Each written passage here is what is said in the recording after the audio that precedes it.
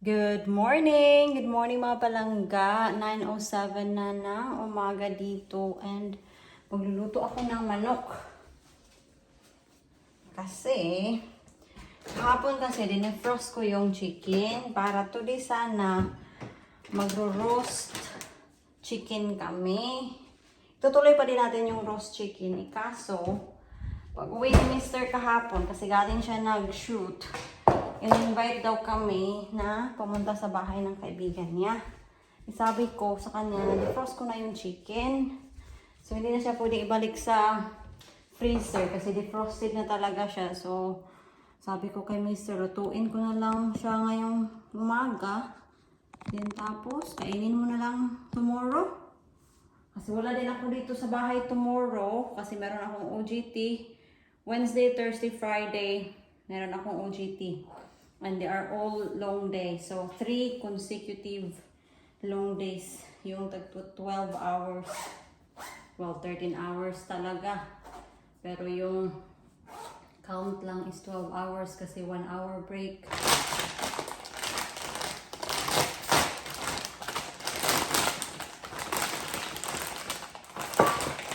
There's the chicken. Higasan ko lang ha.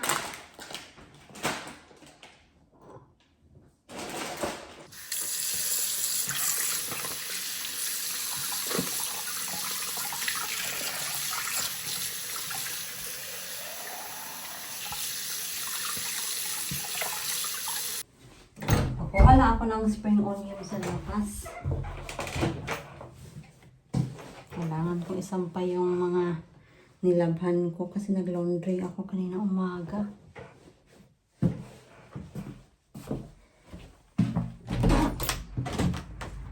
Ang basa-basa talaga ng ground ba.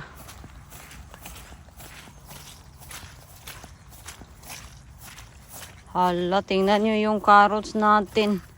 At yung parsnips. Ay, nako. Ito parang malaki to. Ayop, hindi kinagat. Yan.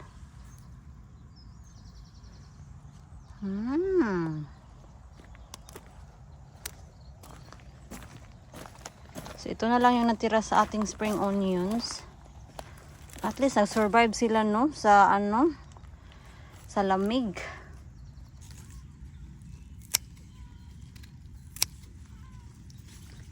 Kinakat ko siya kasi kung bubunutin ko kasi siya, mapuputol. Kaya, kung i-cut ko, then tapos gusto nilang tumubo ulit, then, tayo, mas maganda. Yan lang.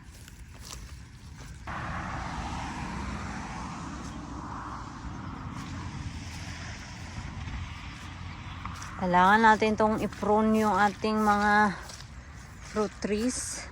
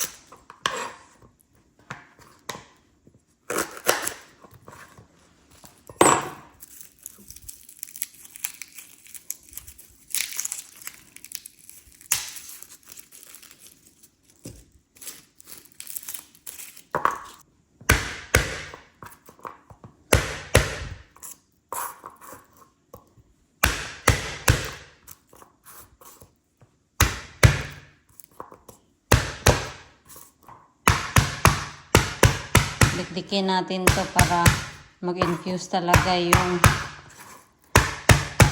amoy ng lemongrass.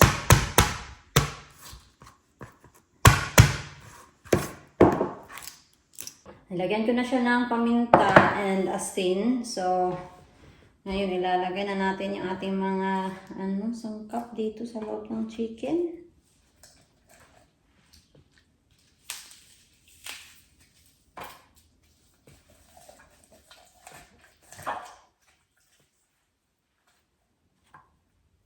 Sinadjust ko kay Mr. Why not kainin natin itong chicken sa lunchtime. Sabi niya, I think it will be too much kasi we will have a dinner sa kaibigan din niya. We'll see. Baka kainin ko to pag lunchtime. There you go. Ito na yung chicken. Ano na siya? Nilagyan ko na siya ng butter, tapos salt and pepper. Ready to go to oven na. See you later, chicken. Ito pala yung uniform ko na may rust stain. So, natuyo na siya. And tingnan nyo naman talaga, nasira talaga yung material ng mga palangga. Gaganito siya ba, nagbabubble. So, kailangan ko siyang i-shave para maging smooth ulit yung material. So, yung dito, hindi na siya masyadong kita. Pero, hindi na siya masyadong bago tingnan ba. And dito, meron pa din kaunti talaga na stain. So, yeah. So, yan na yung nangyari sa ating uniform.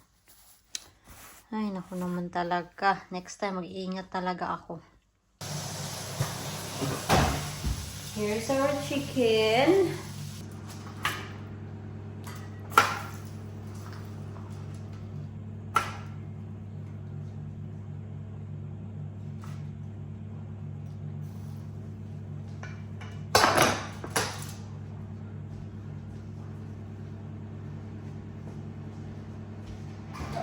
Balik natin mga loves for another 30 minutes.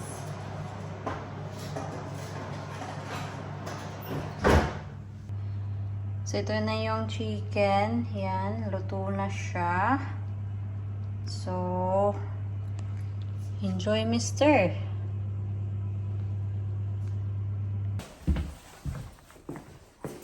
Everything is off. Bottle of vino. Yeah. Naalis na kami mga loves. Ano pa? 4:07 pa ng hapon. So, baka ganito ni Mr. Ang ginaw ha. Ang ginaw.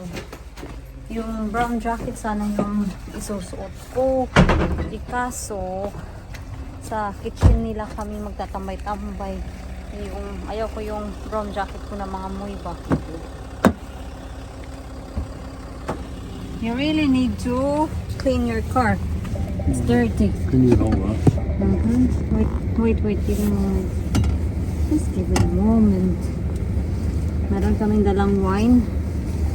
Ewan ko kung sino ang nagdala ng wine na yan. Kasi yung mga wine sa bahay, alam niyo, mga bigay din. Tapos binibigay din namin ulit. Kasi hindi naman talaga kami umiinom talaga. Umiinom every now and then pag may occasion. But not a regular Directly drinker. though, just in case. Should be. Alright, let's go. We're not gonna stay long, huh? No, just eating, eating, and then for where?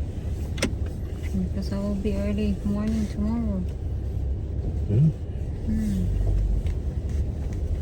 You got your stuff ready? Yeah, everything is ready. What I'm saying is just... You'll be in bed before on your normal time, don't worry. We're home! Nasa bahay na kami. And of course, hindi ako nag-vlog pagdating namin doon sa kaibigan ni Mr. So, ang laki ng bahay nila mga love. Sila yung farmer na nagbibigay din sa amin ng meat minsan.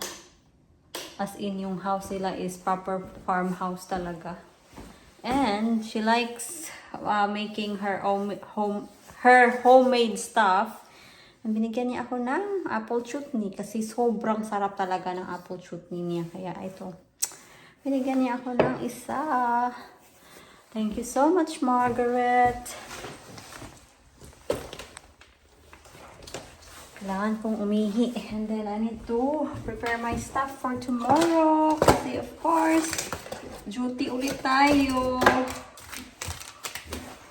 Oh, I'm not looking forward.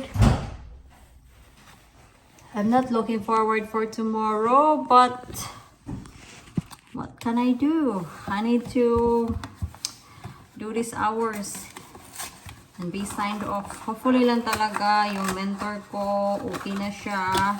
And babalik na siya sa trabaho tomorrow kasi ano na lang talaga, 4 weeks before ako matatapos dito sa aking OJT na to, sa department na to.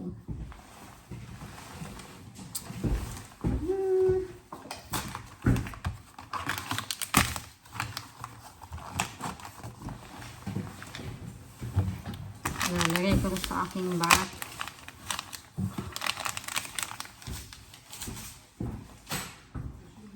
Hello! Good morning! Good morning mga palangga. So, ilang weeks agad.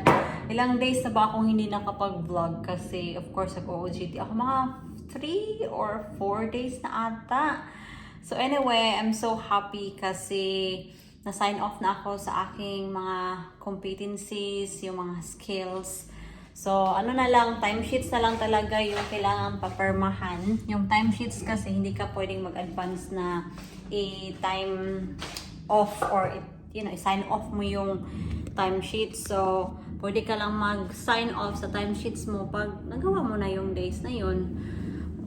Whereas ano kasi yung documentation, tinatawag siya na PAR account, PAR document. Yung iba nga PAD document yung tawag nila. Ilalagay ko yung meaning sa PAR account. So, yung document na yan is, yan yung mga listahan kung ano yung kailangan naming i-achieve sa aming OJT. Sobrang dami yan mga loves, mga 50 pages. Hindi naman lahat yan kailangan mong i-achieve there and then. Kasi meron ka pa namang another placement. Pero ako kasi, as much as possible, gusto kong i-achieve lahat in the first placement kasi you never know kung saan ka pupunta sa next placement mo. Kasi, like for example, yung medication management mo, kailangan mo talaga niyang i-sign off and hindi mo siya na-sign off sa first placement mo. And then, sa next placement mo, pupunta ka sa, let's say for example, community, sa GP surgery, bibihira lang talaga silang magbigay ng mga gamot. Yung mga community, puros ano lang yan, halos mga wound dressing. Basta, hindi talaga sila masyadong nagbibigay ng gamot ba? Unlike sa hospital talaga, ano talaga yan, kasama talaga yan sa, 'di ba, sa routine na nagme-medication round ka.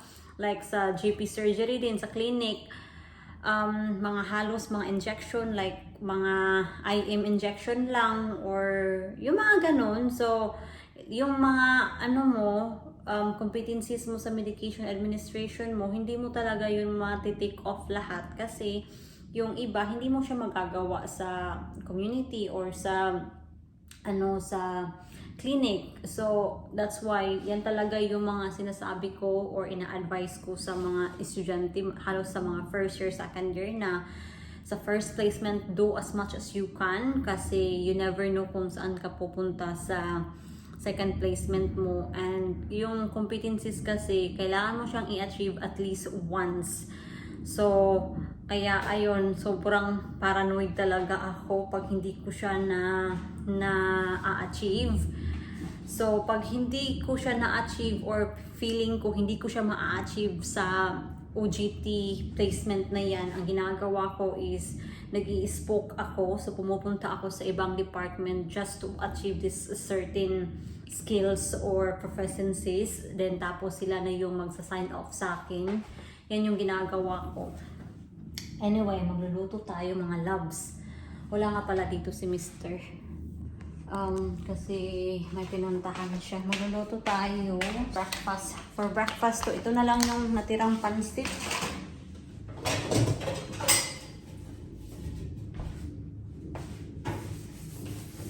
Alam niyo, nag-away kami ni Mr. Hindi naman siya nag-away. Misunderstanding lang. Kasi nung nakarang araw, yung kaibigan niya tumawag kay Mr. na bumili siya ng bagong cellphone niya and hindi niya alam kung paano i-transfer yung mga files and data sa bagong phone niya. So sabi ni Mr., pumunta ka dito para tulungan ka namin. So, sinabi sa akin ni Mr. about that and sabi ko, okay, tulungan natin. So kahapon, pumunta yung kaibigan niya. And then, during the process, may sinabi sa akin si Mr. na hindi ko talaga nagustuhan. As in, parang maluluha na talaga ako at that time. Pero of course, pinigilan ko. And then, nung umalis na yung kaibigan niya, sabi ko, I really did not like yung sinabi mo sa akin in front sa kaibigan mo. And then, nung pagkasabi ko, nagalit siya sa akin kasi ginagawan ko daw ng issue yung sobrang maliit na bagay. Sabi ko, hindi ko naman siya ginagawa ng issue. Ang akin lang, sinabi ko sa iyo na hindi ko nagustuhan yung sinabi mo at na-offend ako or na-insulto ako sa sinabi mo para hindi mo na ulitin. So, ayun, siya yung nagalit mga loves. So, ayun, hindi kami nag-usap. So, mga ano ata yun, mga 5 o'clock yesterday, nag-send siya sa akin ng message. Sabi niya, sorry daw. So, sinabi ko, kung disente ka, magsusuri ka sa akin personally. Hindi naman sa ma-pride ha, pero gusto ko din na i-consider ni Jan yung feelings. At least nga ako yung nakipag-communicate na, uy, hindi ko gusto yung sinabi mo, ganito, ganyan, para maayos agad-agad. So, ayun, nag-message siya sa akin na sorry na yan yung na-feel mo, na hindi ko naman yung intensyon na i-offend ka or i-insulto ka. Pero sabi ko doon na kung disente ka na tao, mag-sorry ka sa akin personally kasi of course sa isang bubong lang tayo. Bakit isi-send mo pa sa message? Galit na talaga ako. Galit ako mga loves. So ayun, hindi siya nag-sorry yesterday. So kaninang umaga, kinis niya ako kasi always talaga si Mr. nagkikiss sa akin getting out of bed. So nagkiss siya sa akin, I love you at hindi ako nag-respond, in-ignore ko. So before siya umalis kanina kasi meron siyang kukunin for the trailer. Sabi niya, I'm so sorry. Hindi ko alam na na ganun yung na-feel ko. Sabi ko sa kanya, apology accepted. Pero sana pag next time na sinabi ko na hindi ko nagustuhan yung sinabi mo, I hope hindi ka magalit. Kasi kung magagalit ka there and then, hindi talaga yan masusolve yung problema natin. Sabi niya, okay. Kasi nagalit daw siya sa akin kasi hindi talaga daw niya maintindihan kung bakit ako nagalit. Sabi ko, kung hindi mo naintindihan kung bakit hindi ako nagalit, at least hear me out na hindi ko nagustuhan yung sinabi mo. So sabi niya, okay, I will not do it next time. So ayun, okay na kami, magkaayos na kami. Pero yeah, I mean, matagal na din kami talagang hindi nag-aaway ni Mr. As in, parang wala na. Walang away-awayan na. Pero yun, as in talaga, umiyak-iyak ako kahapon. Nagdadrama-drama talaga. As in, nag-video-video nga ako kahapon sa sarili ko na umiiyak. Hindi ko na ipapakita kasi nakakahiya. But yeah, iwan ko kung nabamagka ba yung mata ko, pero yeah, umiiyak talaga ako kahapon. Nagdadrama-drama ako. Later on pa lang, papunta din tayo ng Tesco.